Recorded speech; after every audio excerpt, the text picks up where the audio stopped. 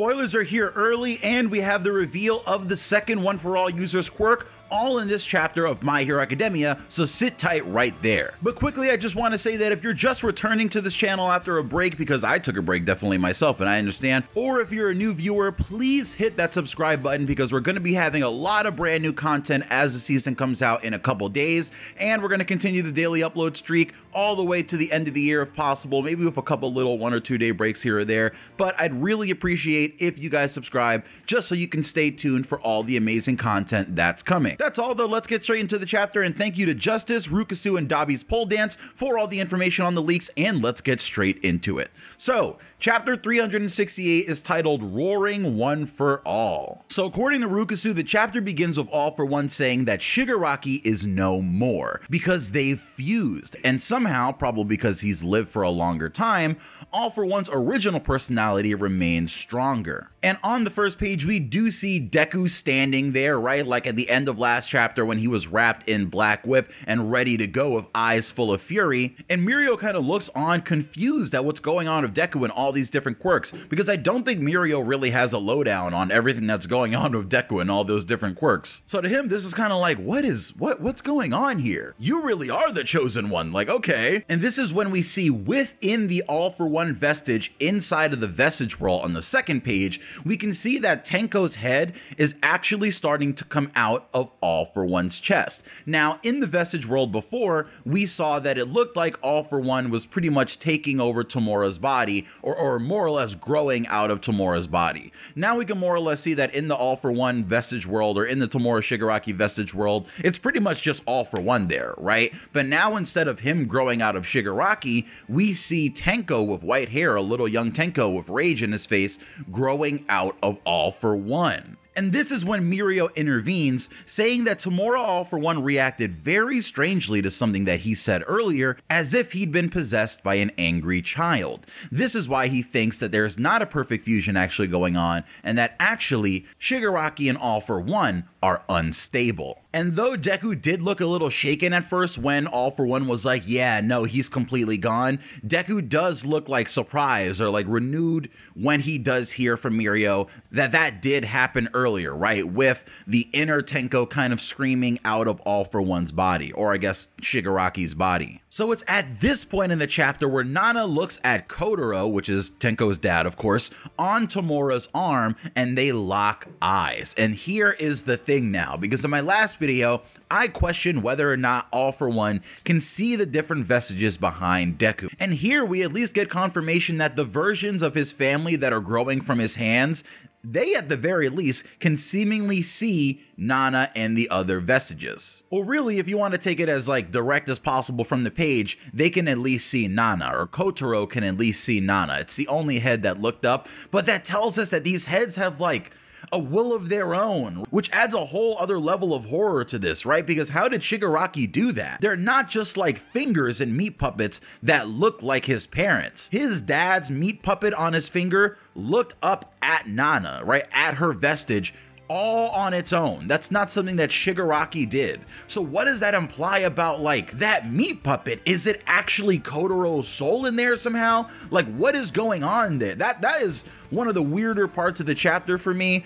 Not in a bad way. I find that extremely interesting. There's a lot that you could draw from that, but that was an odd thing that happened in the chapter, right? And I'm sure we'll get way more clarity once the full chapter is out in full translation. When we're reading spoilers like this, there tends to be a lot of questions because we're just reading it in Japanese and summaries on it.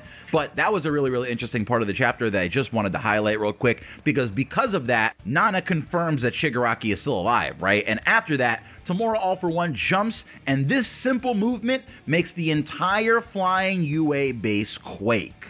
And this is because Shigaraki is done playing. He's been getting thrown around by Deku for a couple pages here, and it's not really kind of the vibe of how the fight has been going so far. So Shigaraki says, hey, this is enough. This is done. It's time for me to steal One For All. And we do see that the entire UA sky base gets tilted, right? It gets tilted to the side and kind of drops down a little tiny bit as Shigaraki jumps as hard as he possibly can. And now the thing is, UA actually isn't that high above the ocean. Like we can see the ocean under UA, and it's high up there, but it's not like above the clouds or anything, you know what I mean? Like, it's not as high as like a plane would be, I would say, if it was flying over the ocean. So we are gonna have to keep track of what's going on there with UA and its altitude, right? Because that is likely gonna be a problem if UA does end up crashing. But at the very least, if it crashes, it's gonna crash into the ocean, right? And I'm sure a lot of that bottom rock layer will actually still stay solid if it does fall, and that might actually be part of the design of UA. Now here's where things start getting nutty in this chapter of My Hero Academia. Now, you know how All For One or Shigaraki can use all these various different quirks, but one of the biggest benefits of All For One is the ability to combine the different quirks, right? So you could use two quirks together and get a very different effect, or just a way cooler effect than what you would have gotten from just using one or the other quirk. Shigaraki comes flying in and hits Deku with a high-powered smash, destroying the area all around them, just sending rubble and pieces flying everywhere. Deku just completely tanks it, like it just doesn't affect him at all, pretty much. He just looks at Shigaraki like, boy, you're gonna need more than that to beat me. And this is when Deku does something that we have literally never seen him do. He's doing it for the first time and even creates an entirely new move.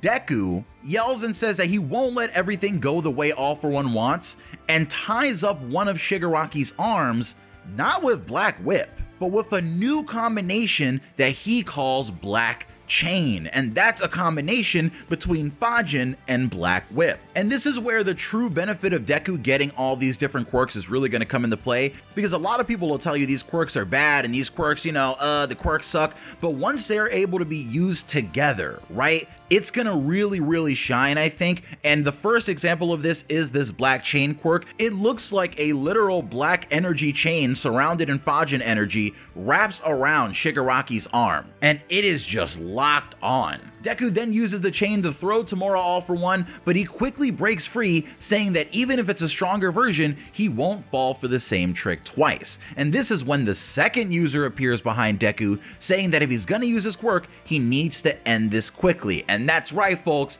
in this chapter, we do have the reveal of the second user's quirk. You ready for it? Let's do it. So first off, very quickly, we learn that if Deku doesn't defeat Tamura All For One in 5 minutes, apparently the world is doomed, according to All For One. Deku then assumes a posture in which he holds his own right hand and says, "The seconds, transmission." And in the next second, Tamura is hit seemingly out of nowhere. Like he's literally standing on a flying piece of rubble, and then suddenly time more or less stops, let's assume, right? Like as far as the animation here is gonna go, this is gonna happen so fast that it doesn't make any sense. But imagine like how Deku more or less teleported right in front of Fleckturn before he covered him in blows, but he covered him in blows before Deku even appeared there, right? Like Fleckturn was hit by all these different attacks, and he was looking around on his body like, wait a minute, what just hit me? Where is Deku? And he didn't even realize that Deku was standing right in front of him,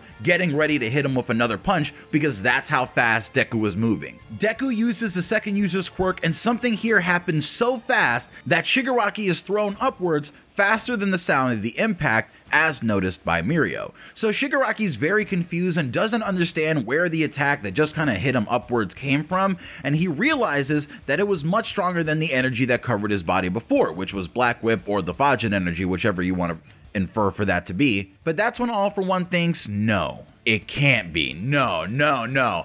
And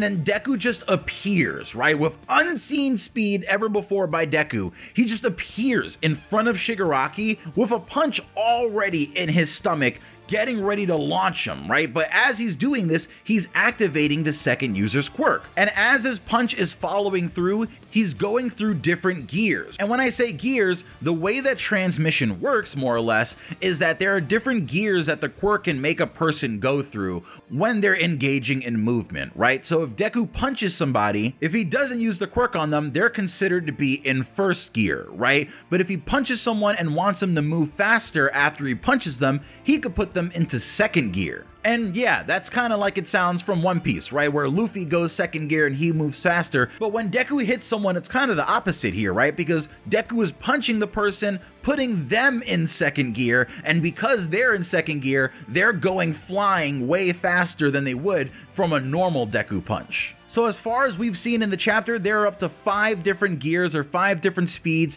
that Deku can use on a person, and Deku can more or less use this transmission quirk to completely control the speed at which someone else is moving, but I don't think he can just completely stop them, right? I think he can only speed them up. So Deku, when he's punching Shigaraki in this chapter, goes through the different gears, right? And it sounds like Luffy is fighting a big villain because he literally goes gear 2nd, 3rd, 4th, 5th, and while the punch that Deku does on Shigaraki is only in the 2nd highest speed that we've seen so far, it sends Shigaraki absolutely flying. Like, it literally looks like the punch that All Might did against the Nomu and USJ, with like how All Might punched them in the stomach and it seems like space and everything just kind of bended around him as he sent the Nomu flying through the USJ center, just absolutely destroying that roof, right, in a really, really awesome and impressive way. It seems like Deku is finally going through that moment, and I finally realized, actually, just a second ago, what Shigaraki's hand mask is supposed to be. He's supposed to look like the big Nomu that fought All Might in the USJ incident, right? This whole arc,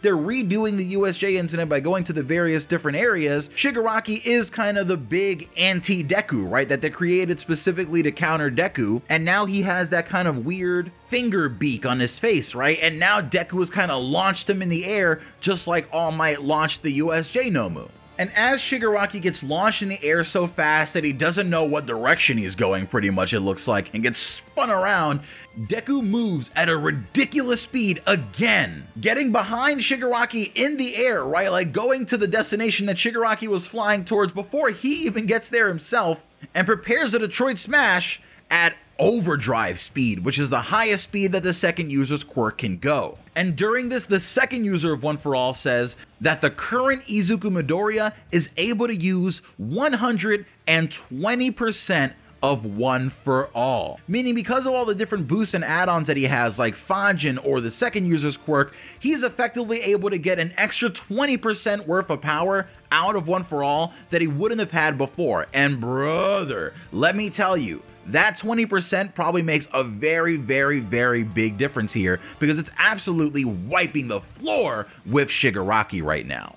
And this is when the first user comes out in Vestige Smoke and says, "Brother, let's call it a day." And Deku hits Shigaraki with a massive, amazing Detroit Smash, and that is the end of the chapter. And just like how we saw, you remember like in season 4 of the anime, when Deku hit Shigaraki with that amazing, like horrifying downward series of Detroit Smashes with a lightning bolt struck behind him, and we saw Deku looking down at Overhaul and Overhaul's like close-up eye looking up at Deku in horror. We see the same thing here, right, with the first user looking down at All For One within Shigaraki, and All For One looking up, right, and seeing him. So I think that is confirmation that they are seeing each other, or at least it's like some sort of symbolism going on right here, right? Because Deku it's horrifying. When you see the art on these pages and when it's fully out, it's going to be amazing. I'm really clearly hype about all the awesome stuff that happened in this chapter. So I'll see you guys a little later today with an explained video talking a little more in depth about what happened here. But for now, enjoy this spoiler video. I hope you guys enjoyed. Thank you to Rukasu and everyone. What did you think of My Hero Academia chapter 368 spoilers? Let me know in the comment section below, and please get this video to 2,000 likes for me to do a specific video on the second user's quirk explained. I'll see you guys later. I know you can hit it. Peace. It's Pineapple.